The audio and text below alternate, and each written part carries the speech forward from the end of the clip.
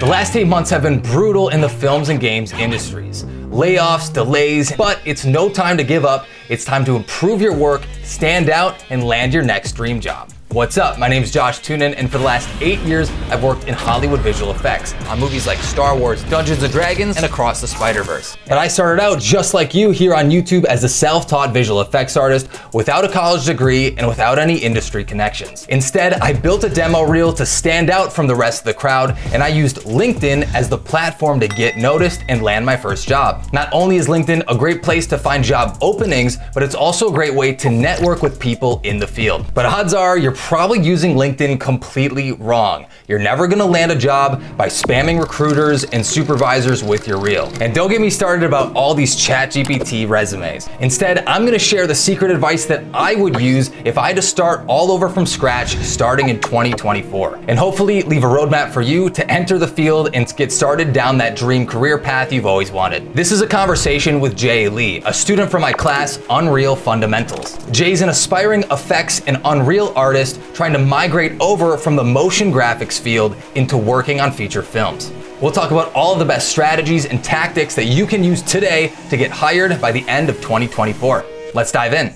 You have a very good started reel. You have a lot of solid shots. Recreating shots from your favorite movies is such a great place to start, because if you can make your own work look the same exact quality as a final visual effects shot, you've kind of proven that you can do the job. You at least can look at something, you can match it one-to-one, because any junior or mid position, you're not the one who's creating a shot from scratch. Typically, you're going to find what the key shot is from the sequence, then that'll be given to a lead or a senior, and that is like, okay, let's spread this out across this entire sequence. Looking at those junior and mid roles, that's really what the skill set is. So recreating those shots, like you've recreated Blade Runner and Dunkirk in those two reels, I think that's super strong work, and I'm very glad those are the first shots in your reel as well, because it kind of sets the tone of you want to make films. Now, the next question is, how can you make your reel so good that you become their first choice for that role? And that, again, is a very high bar to climb, but that is the perspective and the lens that you should be thinking through, is how can you be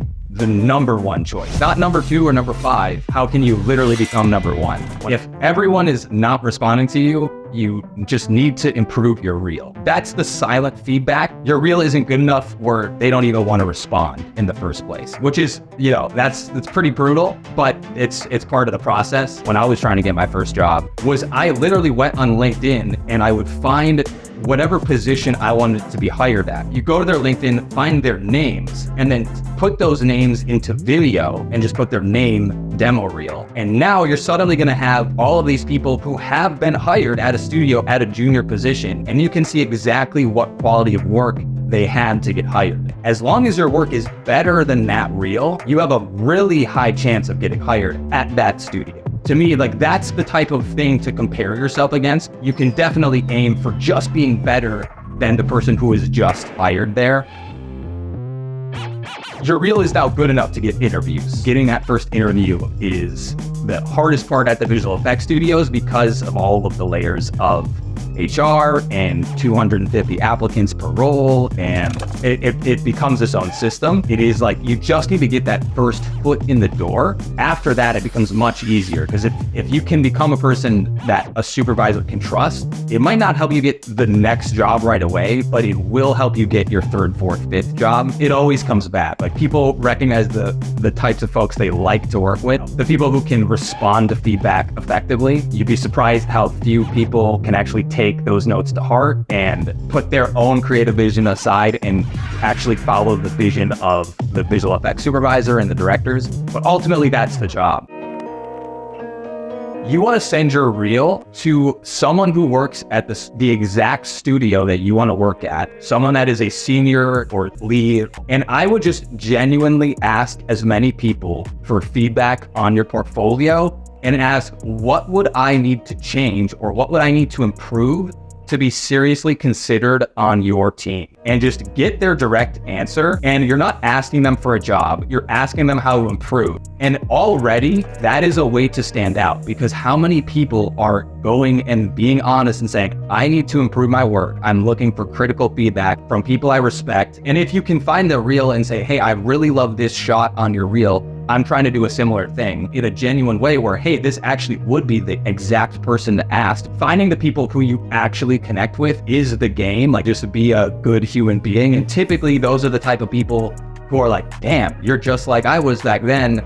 As soon as they kind of hear of opportunities popping up, you will probably be the name that comes into their head. So it's a long-term strategy, but you can't control when places hire. So that's with reaching out to artists. But whenever you're reaching out to recruiters who are not visual effects artists, no disrespect to recruiters, they don't have the critical eye to actually judge whether you're going to be a good artist. That's just not their job. Their job is to get people in, reduce them down to a small list, and give that to their head of department. How do you stand out with recruiters? Is whenever you're reaching out to anybody, you don't want to bother them with your problems. So if you go up to them and say, I want to get hired, I really want to be an effects artist, I think I'm really good, nobody is gonna just hand you anything. But if you went to a recruiter and said, hey, are you hiring effects artists between March and June? You have any upcoming shows where you need an effects artist? Now you're not talking about your problems, you're talking about their problems. And they also are judged on, can they get someone good for the role? They actually want to find the best candidate. So if someone reaches out, they're speaking in the recruiter's language, that to me is the best way to at least to get shortlisted. But you might find out, oh, we're not hiring for that period. We're actually hiring for July through August or whatever. And it's like, okay, awesome. I'll reach out back then when you need somebody, and then mark it in your calendar. But again, because it's so hard to get that first job, you got to be a little bit more patient and you got to be a little craftier as you're going. You want to stand out as a person, not even as an artist, because again, the recruiter's not the one who's looking at your reel. You just got to get your reel through them, past that gatekeeper into the department supervisors. And that's a really good way to do it.